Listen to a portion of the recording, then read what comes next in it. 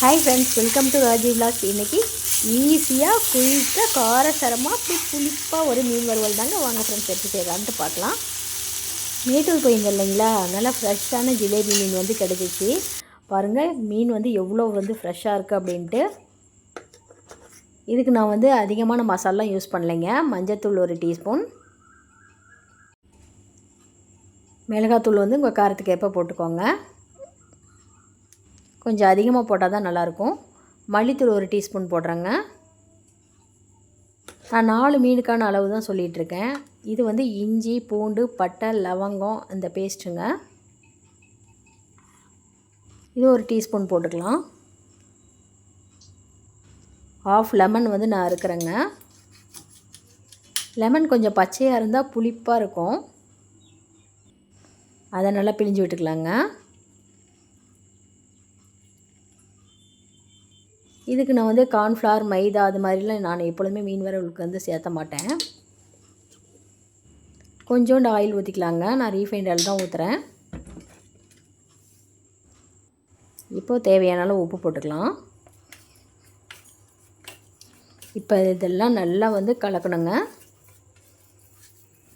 இந்த உப்பெல்லாம் நல்லா வந்து கரைஞ்சி வரும். கரைஞ்சி வந்து பாருங்கள், இப்போ நல்லா பேஸ்ட் மாதிரி ஆயிடுச்சு. இப்போது இந்த மீனை எடுத்து அப்படியே நல்லா எல்லா பக்கமும் படுற மாதிரி அப்படியே தேய்ச்சி விட்டுருணுங்க.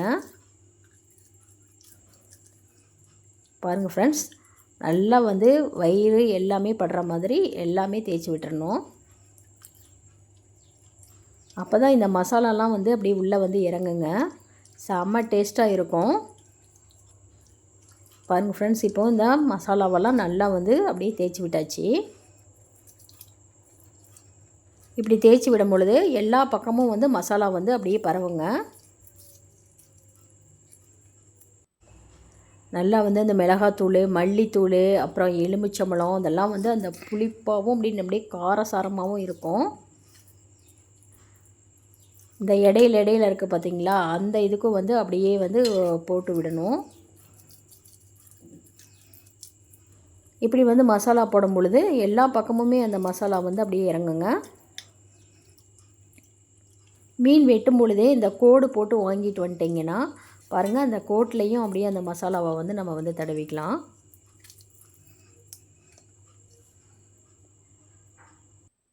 இப்போது நல்லா பச்சை கறிவேப்பிலை, அதை நல்லா வந்து குட்டி குட்டியாக வந்து பிச்சு போட்டுருணுங்க.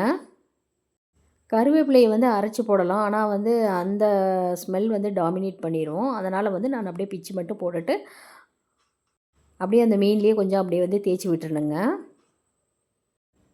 இது வந்து அப்படியே தோசைக்கல்லில் போடும் பொழுது அப்படியே இந்த கறிவேப்பிலாம் அப்படியே மொறுன்னு பொரிஞ்சு செம டேஸ்ட்டாக இருக்கும். பாருங்கள் ஃப்ரெண்ட்ஸ், இப்போது காரசாரமான அப்படியே மசாலாலாம் வந்து போட்டாச்சு. இப்போ வந்து இது ஒரு 5 நிமிஷம் வந்து இருக்கட்டும். அதிக நேரம் வந்து நம்ம ஊற வைக்க வேணாங்க. ஏன்னா மீனில் வந்து எல்லா மசாலாவும் பரவுற மாதிரி தான் தேய்ச்சி விட்டுருக்கோம். இப்போ தோசைக்கல் அடுப்பில் வச்சுக்கலாங்க. இதுக்கு வந்து அதிக எண்ணெய் வந்து தேவைப்படாது. கொஞ்சமாக எண்ணெய் ஊற்றினாவே போதும். இது மாதிரி வந்து தோசைக்கல்லில் செய்யும் பொழுது நம்மளுக்கு நல்லா வந்து டேஸ்ட்டாகவும் இருக்குங்க. எண்ணெயும் வந்து அதிகமாக வந்து இழுக்காது. இப்போது நல்லா காரசாரமான அந்த மீனை வந்து அப்படியே போட்டுக்கலாங்க. இது செம டேஸ்ட்டாக இருக்குங்க. நல்லா வந்து ஆற்றுல பிடிச்ச மீன் இல்லைங்களா, அப்படியே நல்லா ஃப்ரெஷ்ஷாக அப்படியே இருந்தது. இது சாம்பார் சாதம், ரச சாதத்தெல்லாம் செம காம்பினேஷனாக இருக்கும். பாருங்கள் ஃப்ரெண்ட்ஸ், இப்போ வந்து இதை வந்து சிம்லேயே வச்சு வேக வைக்கணும். எண்ணெயெல்லாம் ஊற்றிக்கலாங்க.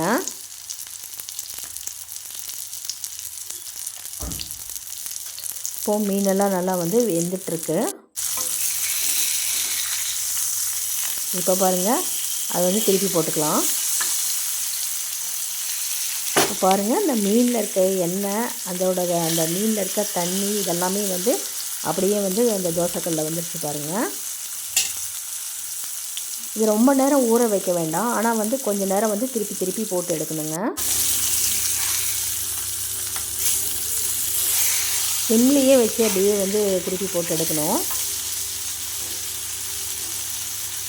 பாருங்கள் ஃப்ரெண்ட்ஸ், இது சாப்பிட்றதுக்கு அவ்வளோ வந்து டேஸ்ட்டாக இருக்கும்.